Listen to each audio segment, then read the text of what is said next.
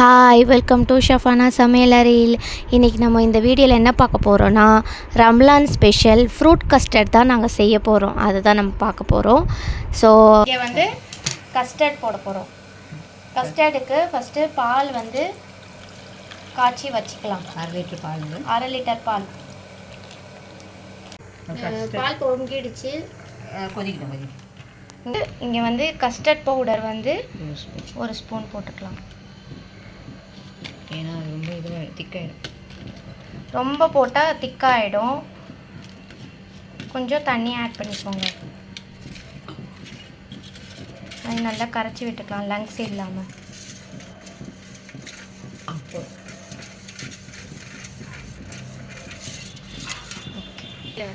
இங்கே வச்சு ரெடி ஆகிடுச்சு. இப்போ வந்து இந்த கரைச்ச கஸ்டர்டு வாட்டரை இதில் ஆட் பண்ணிக்கலாம்.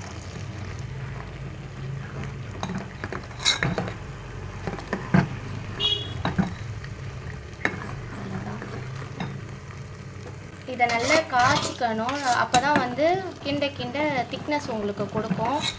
இது நல்லா சூடு ஆறிட்டதுக்கப்புறம் பார்க்கலாம். திக்னஸாக வந்துடுச்சு. நல்லா இந்த திக்னஸ் தான் இப்படி வரணும். இப்போ வந்து ஒரு சின்ன டம்ளர் கிளாஸில் வந்து இது ஸ்வீட்டை ஆட் பண்ணிக்கோங்க.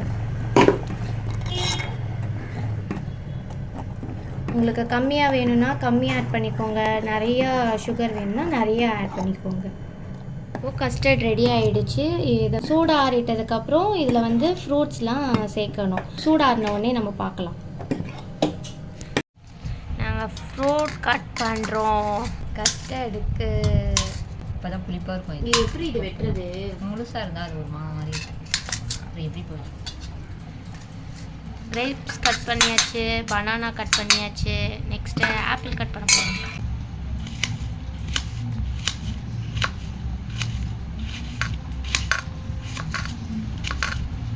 வீட்டில் பழைய பாட்டெல்லாம் ஓடி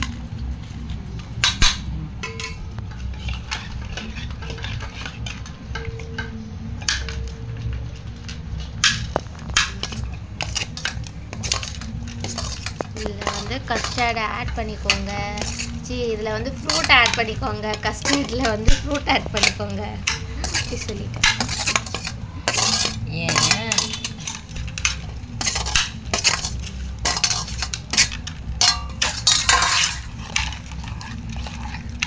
கலக் கலக் கலக்.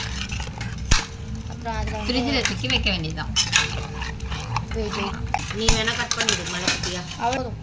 இப்போ வந்து கட்டு முந்திரி பாதாம் அப்படியே டெக்கரேட் பண்ணி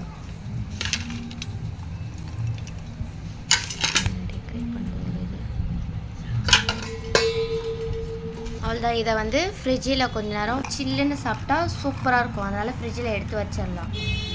உங்களுக்கு இந்த வீடியோ பிடிச்சிருந்தா லைக் பண்ணுங்கள், ஷேர் பண்ணுங்கள், கமெண்ட் பண்ணுங்கள், சப்ஸ்கிரைப் பண்ணுங்கள். நெக்ஸ்ட் வீடியோவில் பார்க்கலாம். பாய்.